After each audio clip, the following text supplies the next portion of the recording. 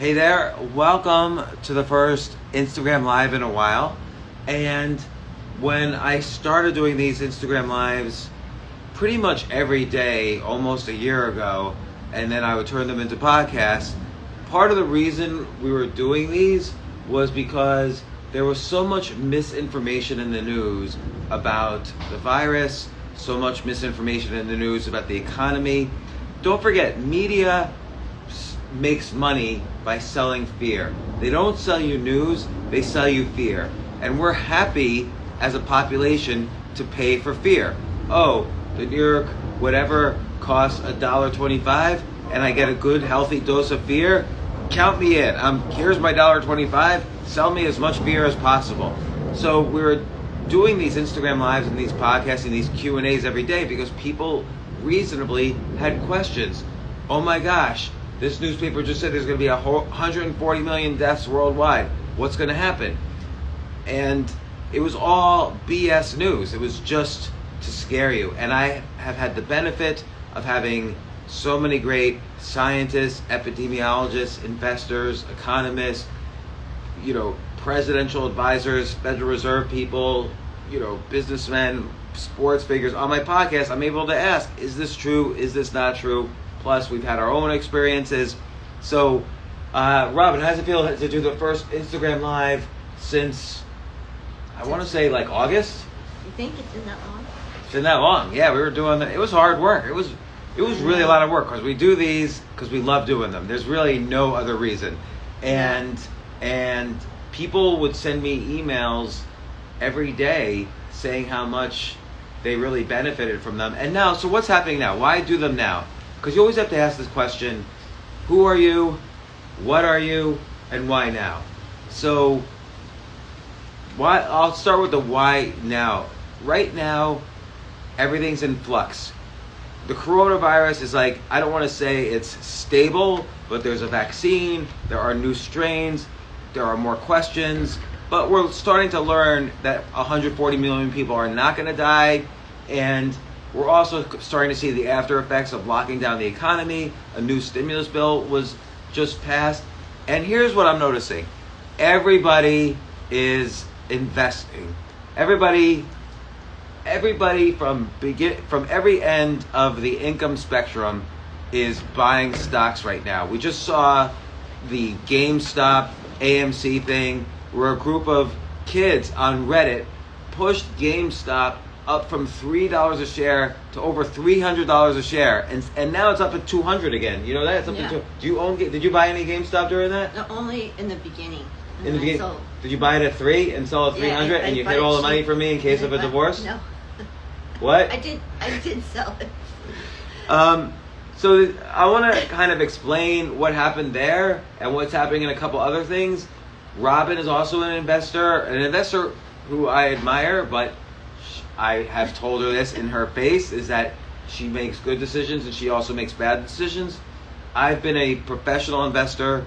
So it's who. So the why now is the world is changing economically, and we're at the inning number 1 of that. And everybody's getting involved. Everybody for the biggest since 1999, I'm seeing more retail investors in the market than ever before. Everybody. I'll take a taxi cab. The cab driver will say, what stocks do you like? I'll get a haircut. My barber will say, oh, what stocks should I buy? So I've never had this happen, even in 1999. It's more than 1999. And I don't know why people ask me. They look at me and say, this guy looks freaky enough. He must be good at stocks or something. I don't know. Because a lot of homeless people in the street will just stop me and say, hey, can you tell me what stocks to buy? I'm not even kidding about that. And but Robin buys stocks, sells stocks. I usually don't keep track of what she's doing. But when I do, she has a very particular style, but then I'll ask her some basic questions, and I realize there are some things she knows very well and other things she doesn't know at all. So I figured, given that so many people are interested and also scared about what's going on in the economy and the stock market's gone down for a few days in a row now, what are some basic things you should know if you're getting involved in investing? And also, what are some basic things you should understand if you're worried about this economy right now? And because there's a lot, are we going to have inflation? Is what's going on with crypto? How many businesses are going out of business? Why is the stock market going up if businesses are going out of business? So, and also, by the way, I'll answer questions about anything. So ask questions. Jay will keep track. I don't know where Jay is. I don't know how he'll keep track or send me messages because we're on the phone here. Maybe Jay can email Robin if there's any questions that come up that I should pay attention to. This will go on the podcast later. So ask any question you want. So Robin, first off, what is you're the basic retail investor, and and that's not an insult. That's a good thing, and you've done very well. And I'll comment on what I think of your style, but what is your basic approach to investing? What's an example? And then I'm going to freely tell you what's good, what's bad, and what's ugly.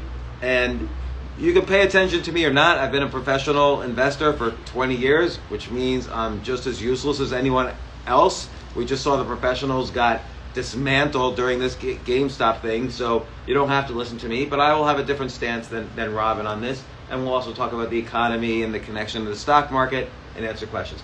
So, with that big intro, what's an example of stock you own, and what's your style? Hi, Rosemary, who just stopped to visit us, who's also an investor. Okay, so I only buy stocks that I like or believe in. So I like EVs, electric vehicles. I think EVs. I like how you're just casually like, oh, EVs. I'm going to use the acronym. I drive an EV, a luxury EV. I wouldn't buy a Tesla if you paid me. All right, go ahead. And so I got in with CCIV very early because they took Lucid, but because I believed in, the guy, what's his name? Chamath. Yeah. So okay. No, it's not Chamath. Oh no, Michael Klein. Michael Klein. So okay, so CCIV is what's called a SPAC. I could describe that at some point, but hold on. And the purpose of a SPAC is they're a company that does nothing. Oh, you got like a green. What is that? Like a matcha tea? Yeah, matcha. You want matcha? So the purpose of a SPAC, it's called a Special Purpose Acquisition Company. That's not important. They basically they IPO, they go public on the stock exchange, and they have no business, but they have cash. So let's say they have $1 billion of cash. The blank check. They're a blank check company. Okay. Thank you, Rosemary. They're a blank check company. And what that means is they have cash, and they can just write a blank check. So what they will do is they will buy a legit company, and the legit company will take over 95% of the SPAC, will change its name. So like Virgin Galactic went public through a SPAC. Virgin Galactic, started by Richard Branson, sends people into space. And by the way, you said you wanted to do space tourism. You would love to go into space. I'll go with you only because I love you. But if we're in space and the commander says, hey, I think we better investigate that distress signal, I'm going to create a big fucking scene if we decide to investigate that. That's the way people die in science fiction movies, is they investigate a random distress signal coming from that asteroid belt. I am not investigating it. We're just doing a little trip around the planet and coming back, if such a thing exists. But Virgin Galactic went public by merging into a SPAC, taking their money, changing the name of the SPAC to Virgin Galactic, and that's how many companies are going public. And by the way, there's something a little deeper going on here that's important to know. The reason this is getting so popular is because there's a war right now between Silicon Valley and Wall Street. Silicon Valley hates, with a passion, Wall Street. They think Wall Streeters are stupid and are just after fees, and they're correct. And Silicon Valley people in general are trying to innovate. They're trying to innovate. They claim it's not about the money, but let's not give them too much credit. They're pretty happy when they make $1 billion off of like some new text messaging app. But in general, they don't like how Wall Street takes such big fees and takes advantage of Silicon Valley. So SPACs are a way they get to take companies public on their own terms. So a good strategy with these SPACs, well, I'll go into strategies later, but you were involved in a SPAC, you invested in a SPAC, CCIV, Churchill Capital number 4, and the rumors were they were buying a company called Lucid Motors, which is a valid competitor to Tesla, which is not easy to say. Tesla makes a great car. I wouldn't invest in the stock. It's too high, and it's a little bit weird. But Lucid, what's the advantage of Lucid over Tesla? Like, why were you so excited about Lucid? Actually, the battery is amazing. I think you can go, 577 miles with just one charge. And what's the Tesla battery by comparison, roughly? It doesn't, I don't know. I think it's like 300 or 400 and something. 300 or 400 miles? You'll have to talk loud with the sound in the background. Yeah, I'm not quite sure. But I do know that that's the best battery out there right now. Lucid. Lucid's battery. Yeah, and it is a battery company. And why do you like electric vehicles? Like, do you see that everybody will eventually be driving an electric vehicle? So Rosemary's nodding her head yes. Yes. Do you think? It's the future. Yeah, it is. It is the future. Why? Like, why not gas-powered vehicles? Well, I mean, it's just environmental reasons, and I think it's just better for the environment, really. So. And also, it doesn't make any noise when it drives. Like, I find, like, driving an electric vehicle. By the way, I don't even have a driver's license. I am legally not allowed to drive in New York, Connecticut, Pennsylvania, and New Jersey. I haven't yet found out about Florida. She wants me to get a license, but there's no way. 9 out of 10 drivers think they're above average drivers, which is impossible. Only 4 out of 10 can be above average. I am the 1 out of 10 who knows I am a below average driver. You will die if I am on the road. Someone out there will die if I am on the road with a car. So I'm not getting a license. But, so you like Lucid Motors, Yes. and there was a big rumor that CCIV, the SPAC, was going to buy Lucid Motors. And you looked at Tesla, which was like, what's the price of Tesla? Around $1,000? No, it's like it's almost something, 7. right? Yeah, Oh 680. no! I was making such a mistake. It's 600, not 1,000. It got to 680. It got to 900. Got to 900, A couple all right. weeks ago. Yeah. A few weeks ago, it was okay. So I was close, right? I don't follow. Here's the other key thing about the stock market: is you shouldn't follow it every day. The point is to make money while you sleep, not reload all the time. But unless you're a day trader, which you shouldn't be. Yeah. But so you like Lucid, and you saw Tesla's at 600, 700, whatever it was, Right. and you figured, okay, well, if Lucid is going to be a competitor to Tesla, it also might get to 600. Was that part of your thinking? Well, eventually it will. I mean, it's just they haven't put a car out yet, so I think they're going to start in the spring. And so typically a SPAC is priced at $10. Originally CCIV was $10. But during this rumor craze, will they buy Lucid? Will they not buy Lucid? It went all the way up to almost $60, right? Yeah, it was 62 or something. 60. That's amazing. I don't think a SPAC in history I has know, ever done it's that crazy. because they have $10 per share worth of cash and there's no business. Right. So they should always stay around 10. And so you did well with it. You sold some shares along the way up and then you held some on the way down. It's back, but you're still fine. It's down to Yeah. like 24, I think, Right. which is pretty good. They did, in fact, announce the merger with Lucid. Right. So surprisingly, this is very unusual on Wall Street, is that the rumors were correct, which means there was some inside information that got around that somehow nobody is prosecuting, and it's fine. But here's the thing: there's an important saying on Wall Street: buy the rumor, sell the news. And so while the rumors were happening, more and more people were hearing the rumor. So here's what actually happens when it's why does buy the rumor, sell the news work? And this is an important Wall Street / investing lesson. While the rumors are happening, more and more people are hearing about the stock for the very first time. Maybe nobody ever heard of Lucid, or maybe nobody ever heard of CCIV, but their neighbor calls, hey, did you hear the rumor? CCIV might buy this Lucid Motors, which could be a competitor to Tesla. So more people hear about it. During the rumor phase, more people buy it. But then by the time the news comes out, everybody is already in it who's possibly going to be interested in this. So there's no new people to buy the stock once the news comes out. So that's why buy the rumor, sell the news works. Like right when the news happens, even before the news happens, you should try, I think, and I could be wrong, it doesn't work in every case, you should try to sell. So Bernard Baruch is a famous investor from the early 1900s. There's a college named after him in New York City.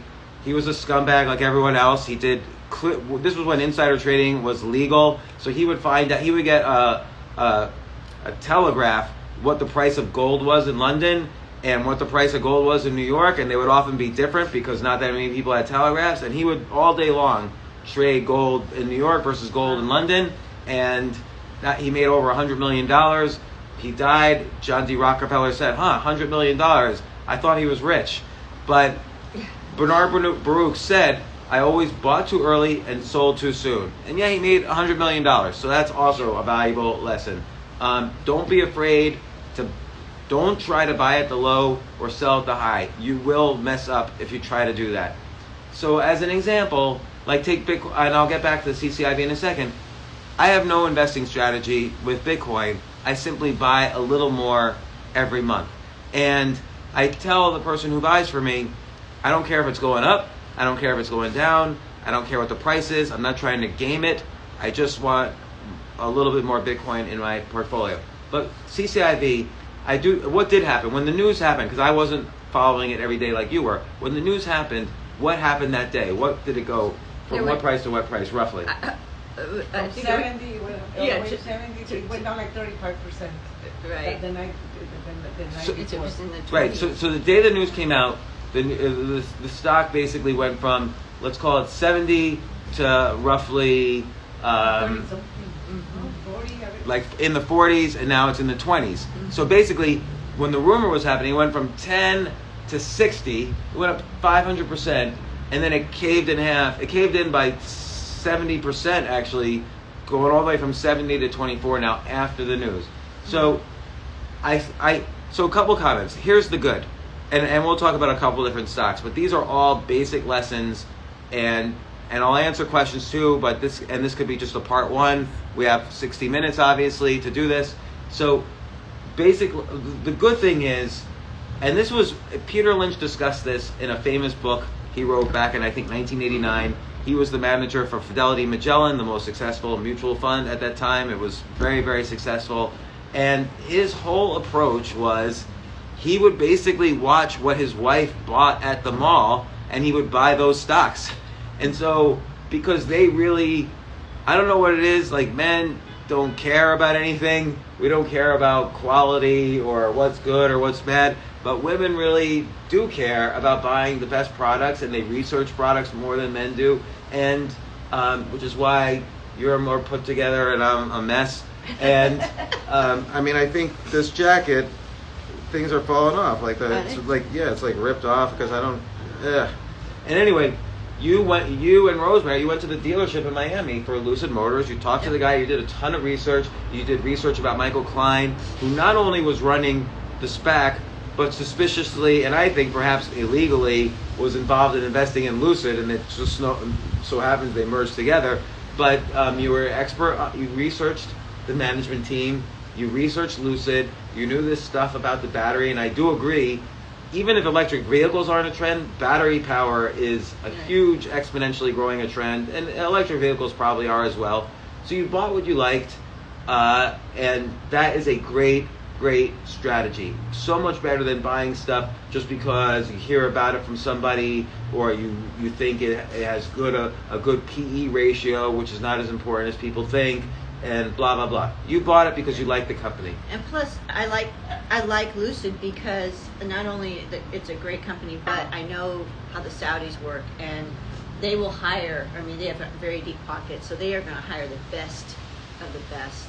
And it's like the best of everything, and they're gonna skyrocket. But they're gonna hire better people than Americans will? Well, there probably are Americans that they're hiring, or whoever, anyone in the world. I mean, they're just gonna get the best. And they have essentially infinite money, and they're trying to diversify out of oil, which is why they're going into electric vehicles. And so here's the thing. And they love the luxury. I mean, the Saudis, the Middle East. I mean, they're so into luxury, so anything that they're going to produce is going to be amazing. Why wouldn't they? Okay, so let me ask you a question. Why wouldn't they make a big investment in Tesla then? Tesla is arguably a more luxury car than the Lucid Motors car will be. No, I think that they have a better battery actually. Okay, and they want to make money, so they start their own company using that battery. So this is something very important, which is not talked about at all in investing, but there's something I call the rule of two. So you didn't have one reason to buy Lucid, you had 2 or more reasons. Because if one reason doesn't, you want to have more than one story that you like about a company. So you liked the battery story, you liked the electric vehicle story, but you also liked the fact that the Saudi Arabia, which is trying to divert, you lived in Kuwait and on the border of Saudi Arabia, so you're very familiar with the culture and the decision makers there. You knew people very high up because of your CIA connections, and you had 3 or 4 stories about why you should buy a stock. The rule of 2 is very valuable. Let's say you're a writer. So I'm a writer. When I write an article, I use the rule of 2. So I try to write an interesting story, but I'll also have maybe unique, interesting information. You want to give people at least two reasons to get into the article and like it and share it. So if they don't like the story, maybe the interesting information is enough for them to like it and come back to future articles I write. Or maybe I do some funny thing in the article that makes them come back. So you always want to give people 2 reasons to do something that you're engaged in.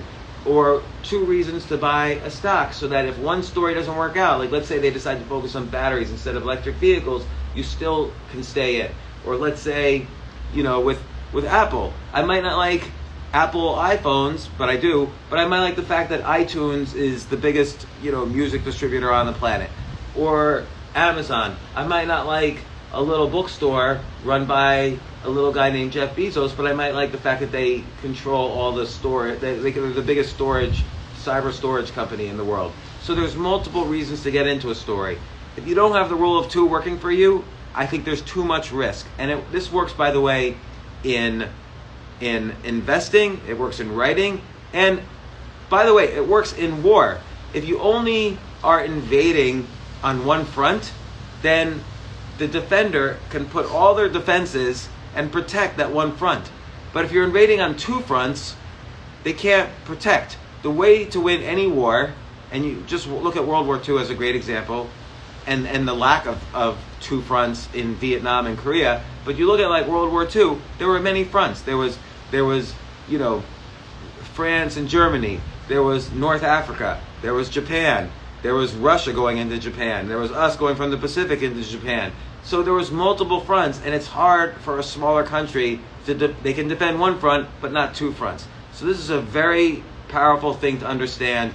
In chess, you could maybe somebody's weak on the king, but they could throw all their pieces and defend. But if they're weak on the king and on the queen side, they can't defend both, and you can attack both. It's harder to defend than to attack. It's better to have the initiative. So you had what I would call the initiative, the rule of 2 on Lucid. But here's one thing that always bothered me when we would talk. I would ask you, what is the market capitalization? You would say something's expensive if it was $500 a share, and something's cheap if it's $10 a share. And to some extent that's true, but if I asked you what was the full market capitalization, what is this company worth? Because you're an owner of the company. When you own a share, you should know how much it's worth. Sometimes you wouldn't know the answer because you were just relying on the price is cheap or low. But if you own something, if I own a house, it might be the best house in the world, but if a house is worth $1 billion, nobody should buy it. It's too expensive. If a house is worth, if a 5,000 square foot house in New York City is worth $100,000, then that's almost too cheap. You should ask what's wrong with it. So knowing the full value of something is extremely important. And I find a lot of investors, not just you, but I find most investors don't take the time. They look at price and they determine if it's cheap based on the price, but they don't look at the market capitalization and determine if it's cheap or good that way. Another technique, which I think you did use on CCIV, but I only use this technique, is who else is invested in this? Because my mantra every morning is I wake up and say, I'm probably the stupidest person I know. And so if I make a decision, I like to know that there are other smart people who are making this decision alongside of me, people smarter than me. So let's say, as an example, I look at CCIV and I don't know anything about it, and I'm like, I don't know anything about batteries, what do I know? And then I see, oh my gosh, Warren Buffett is invested in this. what am I going to do? Am I going to say to Warren Buffett, Warren, what are you doing investing in this? Are you stupid or something? No, he's the smartest. He's been doing investing for 70 years. He's the smartest investor ever. So I, without any questions asked, I will buy any stock Warren Buffett owns. And I've made my living for the past 13 years from investing, and I learned the only real thing I care about is who else is invested, and are they smarter than me? Because if Warren Buffett is invested, or if Carl Icahn, or if Peter Thiel, of all these people, they do much better research than I do, and they're much more experienced, and they're much smarter. So if they make the decision, and I can invest in the same way, at the same terms they do, then that's strong consideration for me. If I say to myself, well, I'm glad no one else knows about this stock because for some reason nobody else is invested in it, I get to invest in it first, you always have to ask, why are you, out of 6 billion people, magically getting this chance to invest and not Warren Buffett? Like, who wakes up? Nobody wakes up and says, I'm going to make James Altucher rich today. So if someone calls me and says, James, I got this great stock for you, no one's in it. I'm like, why isn't Warren Buffett in it? He's an idiot. He's not. But you have the chance to be in it. And then maybe Warren Buffett will go in. It doesn't work that way. That's not the order of things. So you want to go in the correct order of things. So this piggyback technique is very valuable. But you notice some smart investors were in CCIV. Like, who was in CCIV? A lot of the hedge funds, most of them. So a lot of big hedge funds were in it. Mm-hmm. And they're not short-term thinkers, right? So they're not selling on the news. You're right. Lucid Motors probably will be at some point. I think the deal was valued at about $20 billion. And I think Lucid Motors, and Tesla, meanwhile, is worth what? Like $800 billion? Mm-hmm. So if Lucid does become a valid competitor to Tesla, then I think you're right. Whether or not you got nervous, did you get nervous when it went from 68 to 22? Did you get a little upset? Well, I didn't get upset, but I mean, because I already had skimmed off, my profit or my base investment. But it's hard to lose, even if it's just the money that you collected from the stock. Yeah. I did get a little upset.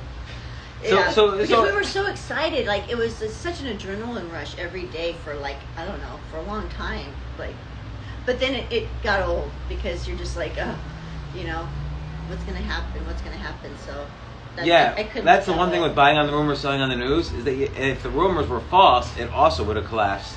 And so like when you're investing in SPACs, which is something that I started to do, which are pretty cool, and something you taught me too, is when you do look at SPACs, because there's over 500 of them, finding a good one, and you always told me that you look for the management team and the people, behind it. So that's what I've done, and it's easy to do that, if you have to do your due diligence on that. I mean, I was once on the board of directors of a public company, and I'm going to tell a sad story.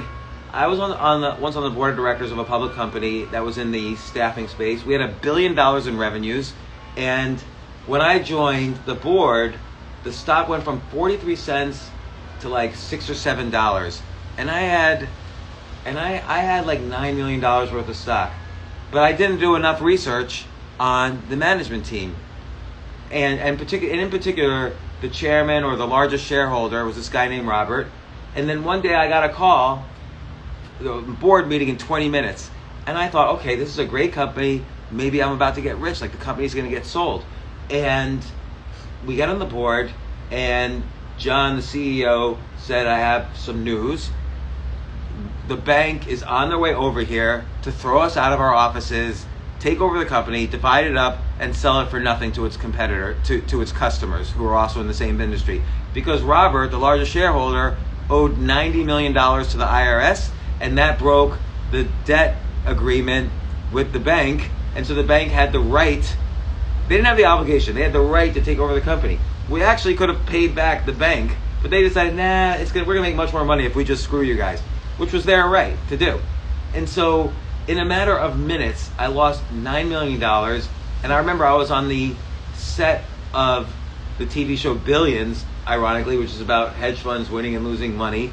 And I was stuck out there in the middle of New Jersey, and I was like about to cry because I was essentially losing all my money. It was another time I went broke. But I survived it, and I decided to stay for the rest of the day. Nobody could even tell I just lost like all my money because I didn't do enough research on this idiot who owed $90 million in taxes, and somehow I didn't know that was part of the debt agreements. This is what happens when I make decisions on my own. So I wish someone else had made the decision with me. But, so this is all like kind of investing 101, but the important thing is know the market capitalization, know who else is invested, buy the rumor, sell the news. But look, even though the stock has collapsed, not collapsed, but it's gone down a lot, you have the rule of two. So yes, the news didn't spike it to 300 like maybe you thought it would, but the story is still intact. So when I own a stock, I only own a few stocks. When I own a stock, the only time I sell is what I call a story stop. I haven't heard this term used anywhere else. Many people have what's called a price stop. Like if they buy a stock at 20 and it goes down to 15, they'll sell so they don't lose any more money. But I've tested this out with software. It turns out many stocks will hit a price stop and then they'll go from 20 to 15, they'll sell, and then it'll go up to 70 or whatever. So you make more money when you don't have price stops, but you have story stops. So what's a story stop? Well, if suddenly they switched out of the electric vehicles and battery business, I would get out of the stock because I don't know what they're doing now or why did they do this. Or if the CFO suddenly leaves and there's no explanation, or the CEO, that's something to be suspicious about, and that's a story stop. If the story changes, that's when you get out, not because the price changes. Smart investors don't leave a stock just because the price goes down. That is a very stupid strategy. You should always stick in with as long as the story's intact. Because in the long run, if Lucid truly is making a better car than Tesla, then guess what? Tesla's buying this for $100 a share at some point. Probably won't go by itself to 600, but it'll be bought by Tesla or some other car company for a much higher price than now. I'm not recommending this stock, by the way. I'm going along with your story. If your story plays out, then that's what should happen. Another thing I like about it is that it is a battery company, first off, and I know that what's happening, even with Tesla, they're putting in battery units in some of the grids, our electric grids in the States. Yeah. So I think that will also, with Lucid having the battery that it has, maybe will generate, something like that. Yeah, so that's the great thing. Like, if electric vehicles don't work out, the battery business, by the way, has been an exponentially growing business for at least 30 years. And industry, I mean. And so another good technique, what are the industries that are growing exponentially? And let me give you an example. In 1966, Gordon Moore, who was the CEO of a tiny little company at that time called Intel, he predicted that computer power would double every 18 months. That means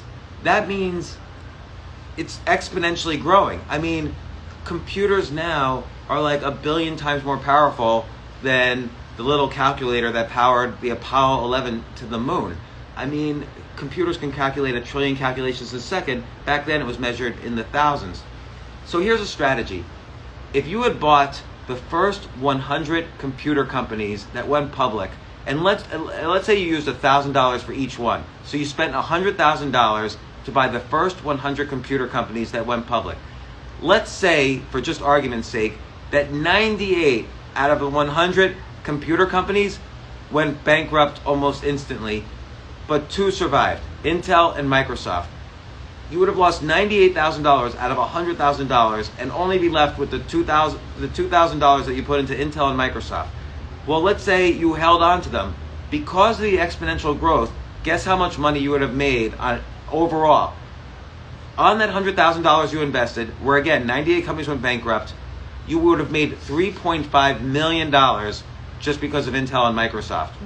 The benefit of knowing that is that exponentially growing companies are better to invest in than stable, mature companies that are only growing a little bit by bit every year. So, yes, Exxon, for example, has almost a 5% dividend, and if you like your dividends, it's a fine company. But it's never going to grow exponentially. Every exponential industry You can't predict which companies will fail and which companies will succeed, but you can predict the industry as a whole will make you an enormous amount of money if you just spread the money out, very small amounts. Don't put money in like this is your only chance to win the lottery and you better take it. You will have many chances. There are going to be many exponential industries over the next 30 years. Peter Diamandis, who's been on my podcast, wrote a book that not only about exponentially growing industries, but how these industries are being created faster than ever because of the effects of other exponentially growing industries. So here are some industries that are still growing exponentially. First off, computers, and related to that, computer storage and big data and AI and robotics and drones, but also in a completely different area, genomics is growing exponentially, batteries is growing exponentially, and there's a bunch of other industries, happy to talk about at some other point, maybe we'll do another IG Live about that, but bet on the exponentially growing industries, but don't put all your bets on one company. That, in a weird way, trying to make $1 billion or $1 million on one company is oddly a scarcity way of thinking. You're so afraid you're not going to have another chance that you put all your money in this one investment hoping to make it big, and that's a very risky way to invest. Better is to have an abundance mindset. So when it comes to investing, an abundance mindset means you're going to have many opportunities in life. You don't have to take each one. You don't really know which ones are the winners, but you did your research, so you know which industries are growing, and there's going to be opportunities in the future, so don't worry. Like a lot of people say to me, oh, I missed my chance to start an internet company. I missed my chance to start a biotech company. You've never missed your chance. If you have an abundance mindset, and you write 10 ideas a day and exercise the idea muscle, you will have more opportunities than you ever thought possible. But the key is not to invest a lot. The way to win the game is to stay in the game. Keeping position sizes small, researching what's exponential, looking at where Warren Buffett and other great investors invest, buying the rumor, selling the news, understanding market capitalization, dealing with the psychology of losing a lot of money by having story stops and using stories to guide your investing. These are all good basic techniques for investing. Now, what's another stock that you own? Well, one of my favorites is IIPR, and so that's a REIT, and it's in the marijuana cannabis industry. But they have a great. I've made a lot of money off of that one. So IIPR, just to explain, she's invested in it. It's and we're not recommending any of these things, by the way. So oh hey, Esther. How are you doing? Esther Q on the podcast. She's a great comedian. Everybody say hi to Esther and go to her comedy shows that she promotes. So good to see you, Esther. So IPR, Robin is just obsessed with marijuana. I cannot believe how obsessed she is with marijuana. I mean, all day long. It's like she drinks it, smokes it, eats it, takes an IV of marijuana. She's an addict. And they say you can't be addicted to marijuana, but I've seen her in action. She would give a blowjob in the street for marijuana. That's terrible. She wouldn't. Believe me, I've tried. But cannabis, because it's being legalized everywhere, it was legalizing. This is how we met. Our first dinner was you got nervous because Canada had just legalized cannabis, and because of buy the rumor, sell the news, you didn't understand why all the Canadian cannabis stocks were going down. No, I just didn't know what to do. You didn't know what to do. Fair enough. So, but the reality is, state by state, marijuana is getting legal, and it's starting to be used for not only recreational use but medical use. Even further, it's starting to be used for pharmaceutical use, which is slightly different than medical use in that you have to do experiments and have clinical trials. You could never do clinical trials on marijuana because it was illegal. So now they're starting. By the way, have you noticed since COVID, it used to be Big Pharma was evil. Now we're like waiting online like 20 times around the block to get the Pfizer vaccine. When did Big Pharma suddenly become our best friend? Another story. But she's invested in a company called IIPR, which is a real estate investment trust. It's a REIT. They have to distribute 95% of their profits as a dividend. That's the nature of a REIT. And they, on all the real estate that they own, they grow, they sell it or rent it to people who are growing marijuana. So long-term leases. Yeah. Long-term leases. So it benefits from, you don't have to be in, they're not in the marijuana industry specifically, but all the people in the marijuana industry use them. So there's two stories. They benefit from the growth of marijuana, but they also benefit from the growth of the real estate, the value of the real estate that they own. And I don't know how many acres they own, perhaps you do, but that's a decent business model. Is it a risky stock? Of course. So that's why, and even in the cannabis industry, there's 100 or so stocks. I personally would spread it around. I would also focus on the stocks in the cannabis industry that are owned by great investors and hedge funds. Not that means anything, as we saw by GameStop, but it's definitely the most stable one, I think, in that. Yeah, and IIPR has done well. Again, the only thing I would want to know is who's invested in it and what is the overall market capitalization of it. Meaning, am I buying it too expensively or am I buying it too cheaply? Because then maybe you could sell. If it's worth $1 trillion in the market, it's probably not worth that in reality. I would sell it. But the other thing is, I would ask is, how many acres do they have? What's the value per acre? How much of their acres are rented? I do remember vaguely there was a headline, somebody wrote a short report on it, but that doesn't mean anything. I would just want to read that report. And what's the background of the CEO and the management team in managing other REITs? Were they successful? If cannabis suddenly becomes illegal, what are the risks? Here's the thing that's very important to know about any activity, whether it's writing, investing, comedy, entrepreneurship. We all know the rewards are there.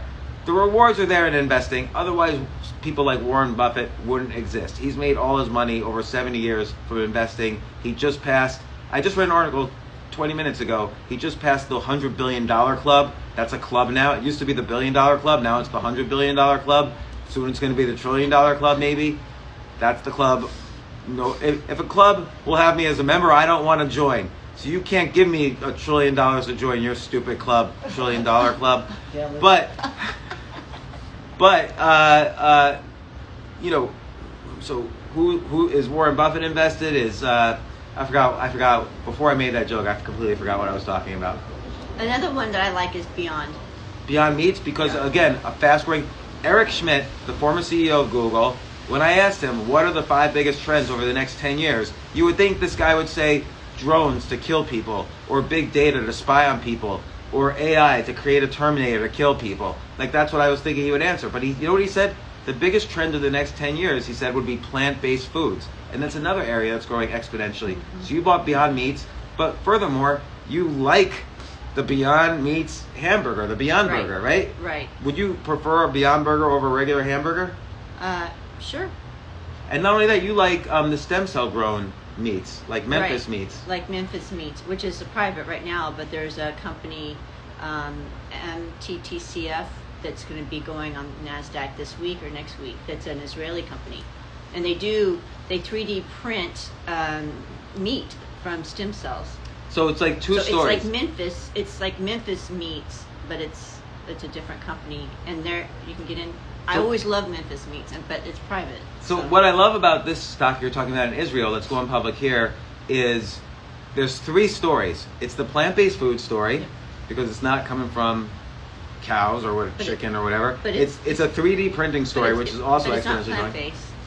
I understand, but it's non-meat based, right, even though it is meat. Yeah. And it's genomics. It's in the genomics industry because of they're taking these stem cells from, I don't know, baby cows or whatever, and turning them into real meat. Right. So you don't have to have slaughter, which is great. You don't, it's just, I think the whole thing is great because then with global warming, you don't have the problem with, cows. So I would say like your best qualities as an investor is you buy the story, not like some PE ratio or some stupid ratio or number that other people like. There's all these books about Warren Buffett that are so wrong that he made his money by buying stocks that have high earnings but low market. This is all BS. You buy a good story. When you buy a single share of stock, you own a piece of that company. Mm-hmm. So you have to believe in the company. When I bought into a comedy club, Did I believe in that company? Absolutely not. A comedy club is the worst investment on the planet. I should never have done it. But I did like comedy. But I didn't believe in the business. But now they're doing a good job. I shouldn't criticize the business. And so you have to believe in the story, and you have to be excited about it. And it has to be something you're personally interested in, and that you think is going to be valuable going forward. So I think that's a good approach, and it's almost always, I don't know if you plan it this way, but it's almost always magically in an exponentially growing industry.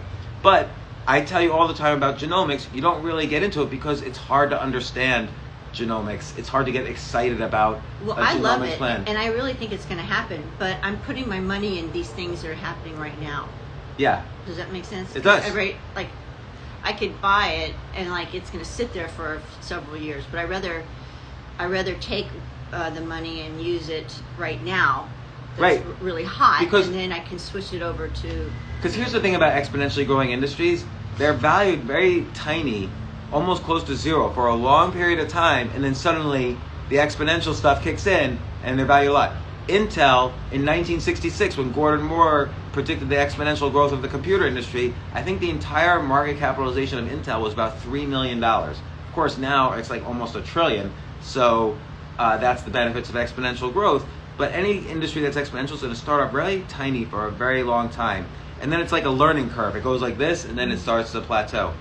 So we talked about learning curves when we talked about the growth of a pandemic back in last April, because pandemics operate very much like the mathematics of a learning curve or an exponentially growing industry. So, and I read an article actually that computing power has been increasing every 18 months for about 2,000 years. So like there was the abacus, and there was different ways of calculating math, and it just, everything kept improving. So these trends have been trends for a much longer period of time. Like our understanding of medicine, speaking of genomics, our understanding of medicine has increased exponentially in the past 100 years, 200 years, 1,000 years. You know, it was only in the 1800s that they figured out that washing hands helps prevent disease. So Ignaz Semmelweis worked in a medical facility, I believe in Germany, in the 1830s, and an unusually high amount of women were dying in childbirth, more than any other medical facility. Why were these people dying in childbirth? It turns out, so he would follow the doctors around, and it turns out they had older patients also, as well as young women, and the older patients were often dying because they were bleeding them to death, and they would go from the morgue straight to delivering a baby in the birth center, and then the woman would die mysteriously. So Ignaz Semmelweis put two and two together and realized, oh, they're not washing their hands. You need to wash your hands, but when you go from touching a dead body to going and delivering a baby. I didn't get gross there, and I could have. But here's the thing: it's not good enough. This is why the rule of two is important. It's not good enough to be good, have a skill at something. You need one other component. So Ignaz Semmelweis, who basically discovered germ theory and figured out this thing about washing hands, he didn't have the rule of two going for him. He didn't know how to persuade people that what he was saying was correct. So he was not a nice person, apparently. Everyone hated him. And so not only did they not believe him, they put him in a mental institution, and he ultimately died insane and penniless because he was so frustrated nobody believed in him. So if you have a skill, it's not good enough. You're not going to be the best in the world. You need to have skills that make you good in an industry, like persuasion skills, things like that. This is very important. The rule of two is valuable in everything you do. What else was I going to say about, this is why also it's important. It's not good enough to be just a little bit better than someone else. Like for young people who might not remember, we used to watch movies on something called VHS tapes. But there was another technology that was better than VHS tapes. It was the Sony Betamax. It was better than VHS. It was higher quality video. But the average person, like I was a kid, I couldn't tell the difference between that Betamax was 10% better than VHS. Maybe Betamax should have had a faster fast forward or rewind or some other feature that would give it the rule of two, and then I would have preferred Betamax over VHS. Instead, I didn't care. and Betamax was a failure for Sony. By the way, do you know what the most profitable division of Sony America is? This is just some trivia. I just found this out a few months ago. The Game Show Network. They play Really? old game shows of Jeopardy and Family Like what we were Feud, watching? and that is the most profitable division of Sony Really? America. Yeah, Wow. a little bit of Yeah. business trivia. So I think this is the basic investing masterclass of the day. We'll do more of these, and also I'll collect questions from Jay. Maybe did Jay email you? Can you check your phone? Oh. He might have emailed you. But I also want to mention something about. I wanted to mention something about crypto and the economy, but maybe I'll do that at the next IG Live. But what? So we'll do another IG Live. I think either tomorrow or Monday. Let's assume tomorrow. I'll do another IG Live. Check on Twitter or my Facebook for the time, and I'll talk about crypto. I'll talk about the economy. I'll talk about the overall stock market. And I've been doing investing in particular because I think retail now is going back full force for the first time since 1999 into investing. This is an area where I've done it professionally, meaning I invested other people's money for 20 years or more, 21 years now. And I didn't always do such a good job at it. I didn't do a bad job at it. I make my living from private investing now, but maybe it's a different perspective. I appreciate Robin's perspective, kind of the retail investor perspective, and I learn from it, and the value of story stocks and telling a good story. But I also figure I can correct. It's like a plane that's in the air, and every now and then you have to correct course. But the other thing I wanted to just quickly talk about before this ends, because it's going to end soon, the countdown has begun, is by the way, thank you everyone for tuning in. I really appreciate this.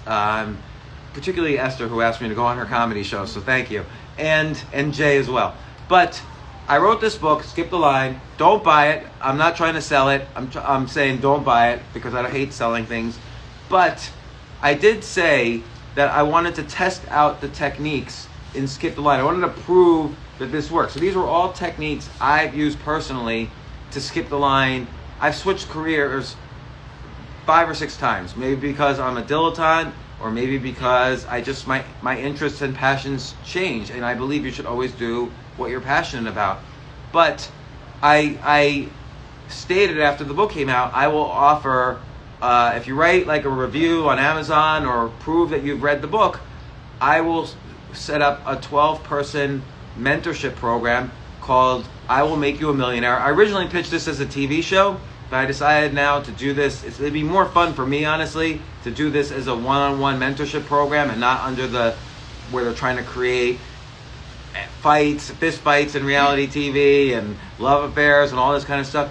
So I'm kind of more or less randomly picking people to be part of this program, but also I'm going to document everything that we do. So even if you're not one of the 12 people that I select for this, I will be selecting again every once in a while, maybe 6 months from now, maybe 12 months from now, and B, I will document everything, so even if you don't benefit, even if you're not in the mentorship program directly, you'll see and hear everything I'm doing to help the other people and how I'm using the techniques of the book Skip the Line to help other people.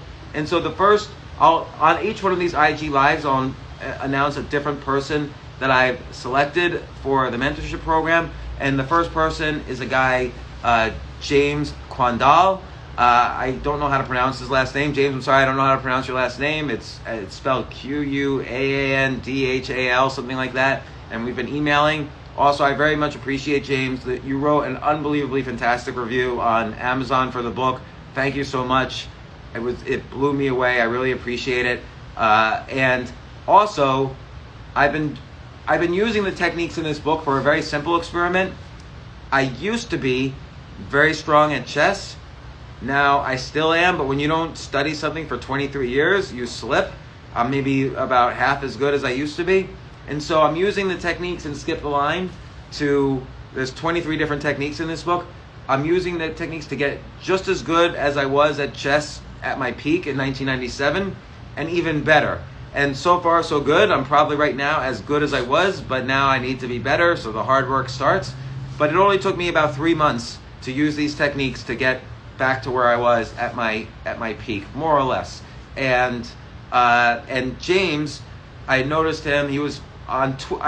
In order to benchmark my progress, I stream myself playing chess on Twitch sometimes every day, sometimes every couple of days. Today I solved problems on Twitch. I tried to solve as many problems as I could in 3 minutes. I solved 35 problems in 3 minutes. And James has been providing some valuable comments on Twitch as well as doing a review. So James, we'll start the mentorship off next week. I'm looking forward to talking with you about it. This is probably the first time you're hearing that you're part of this. So you could also say no. Maybe you're going to say, screw that. I'm not going to be in your mentorship program. I got more important things going on. So that's fine. You can say that.